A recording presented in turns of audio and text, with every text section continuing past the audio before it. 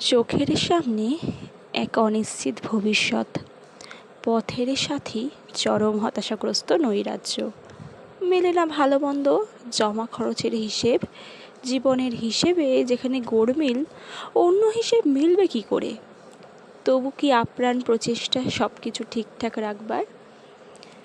স্কুলের চৌকাঠ পেরোনোর আগেই পড়াশোনার ইতি হয়ে যায় অনেকেরই। স্কুলের গণ্ডি পেরিয়ে কলেজ পড়ুয়ার সংখ্যা আরও কম। পাঠশালার ধারে কাছে আসতে পারে না যারা, তাদের সংখ্যার তো কোনো হিসেব নেই। সাক্ষরতা অভিযান, অবৈতনিক শিক্ষার প্রসার, BPL card, mid day meal, কারো কারো কাছে এসবই ভাওতা, সাময়িক চমক আর কি। আমি বলি ওটা নিন্দুকের কথা। শিক্ষার প্রসার ঘটুক না ঘটুক, লিখতে পড়তে শিখুক না শিখুক, দুর্নীতির চক্র বাড়ুক না বাড়ুক, ছেলে মেয়েগুলো একবেলা নিয়ম করে পেট পুড়ে খাক।